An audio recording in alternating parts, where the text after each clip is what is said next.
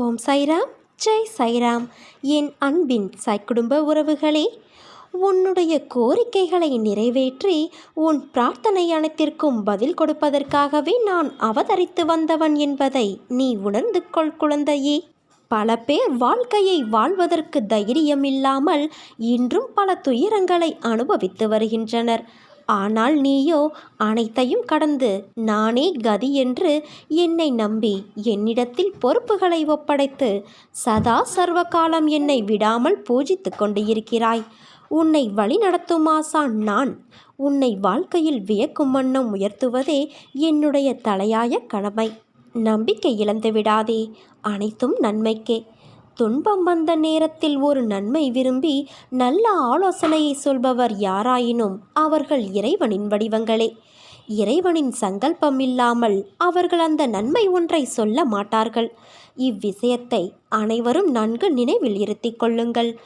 அப்படிப்பட்டவர்கள் கூறும் இதமானவற்றை தள்ளிவிடக்கூடாது, கேட்டு கடைப்பிடிக்க வேண்டும். துன்பங்கள் வராமல் இருக்காது, வரும்.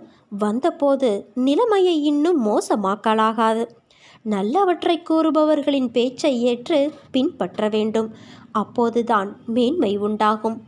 பிறருக்கு எதையும் கொடுக்க முடியவில்லை என்றாலும் மனதார வாழ்த்துங்கள். நம்பிக்கையை ஏற்படுத்தி கொடுங்கள். என்னிடம் மற்றவர்க்காக பிரார்த்தனை செய்யுங்கள். கிடைக்கும், கிடைக்காத, நடக்கும், நடக்காத விஷயங்களுக்கு நடுவில்தான் உன் வாழ்வின் தேடல் எதிர்நோக்கியிருக்கும். நீ ஆசைப்பட்டு விரும்பிய விஷயங்கள் கிடைத்த, நடந்த எல்லாமே உனக்கு திருப்தி கொடுக்கும், மகிழ்ச்சியை தரும். உனக்கு எதிர்மறையான, கிடைக்காத, நடக்காத விஷயங்கள் அவைகள் உனக்கு கஷ்டத்தை கொடுக்கலாம். ஆனால் அவைகள் தரும் பாடங்களும் பகுத்தறிவு நடக்கும் விஷயங்களை முதிர்ந்த அறிவு திறனோடு ஏற்றுக்கொள்ளுதல் என எல்லா வகை முன்னேற்றத்திற்கான வழிகளையும் வகுக்கும். உன்னிடம் ஒன்று இருக்குமானால் அதை பெற நீ சிறிதாகவோ பெரிதாகவோ ஒன்றை இழந்திருப்பாய். ஒன்றை அழுத்தி அதை புதுப்பித்துதான் இன்னொரு விஷயம் கிடைக்கும். இரண்டும் கிடைப்பதோ அல்லது ஒன்றை இழக்காமல் இன்னொன்று விஷயம் கிடைப்பதோ சாத்தியமல்ல. ஒரு பூ பூக்கிறது என்றால் மறுநாள் அது காய்ந்து போகும். அந்த இடத்தில் வேறு ஒரு மொட்டு முளைக்காமலா போகும்? முளைக்கும் அல்லவா? அதே போலத்தான் வாழ்க்கையில் இழந்தவை என ஒன்று இருந்தால் பெறுபவை என ஒரு காலமும் வரும். அதற்கு பொறுமை காத்திரு.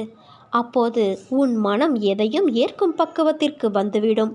கிடைப்பது அதிசயமல்ல.